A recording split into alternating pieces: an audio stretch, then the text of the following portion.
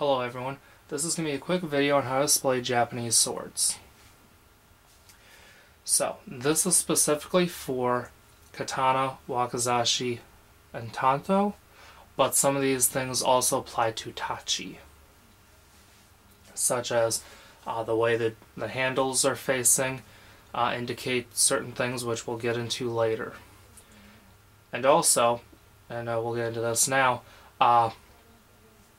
I don't know if you can tell, but right now the longest sword is on the bottom. That red sword is actually longer than the top one. And the reason that the longer one is at the bottom is because to keep it more structurally stable, for lack of better terms. But it's because you don't want it to fall over. And with all the weight on the bottom, it keeps it from being top heavy. Okay? Now, both of these swords are displayed edge up.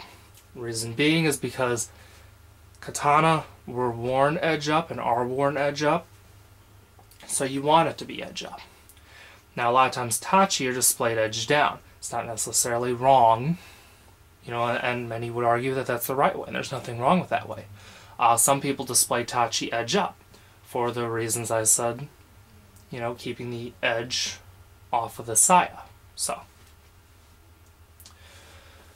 now, the handle directions indicate different things, and we'll start on the bottom.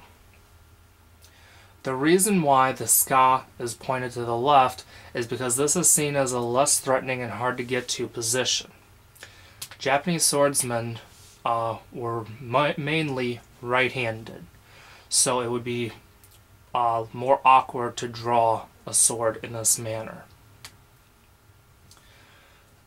To draw, you would either have to pick it up and switch hands, or you would have to try to draw with the left hand, you know, either towards the tsuba, or if I had to draw from here, I'd probably pick it up and draw holding the bottom of the ska and pulling it out, and then just, you know, meeting my right hand where it needs to be.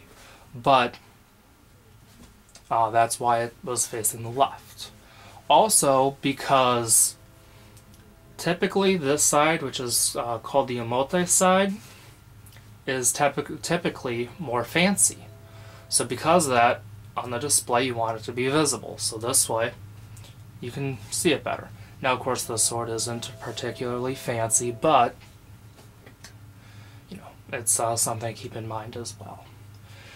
Next sword up. This is seen as a more aggressive way of displaying your sword. Reason being is because when you pick up the sword, it's very easy to draw with the ska facing the right, being that, once again, most Japanese swordsmen were right-hand dominant. Left-handed swordsmen were actually typically at a pretty bad disadvantage, you know, trying to use the sword that way. But, anyways, to stay on topic. Also, this side typically isn't as decorated, you know, on the upper sword. So, it's something to keep in mind. That sword actually does have more fancy things on the omote side, but, you know, once again, you know, that it doesn't matter too much, really. Displaying the sword with the handle to the right, what is quite often nowadays still, believe that should only be done during times of war. Otherwise, your sword should be the way the bottom one is, with the ska facing the left. I prefer it, though, with the ska facing the right because it's easier to draw. Okay. Now, the most aggressive way that you can display your sword is taking the saya off and just resting the bare blade on the stand, edge up, of course, but with the handle to the right. And that is seen as the most aggressive way to display a Japanese sword.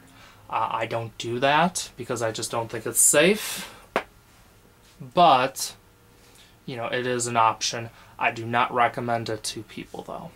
So, that's pretty much it. I hope this was helpful. I hope it was informative.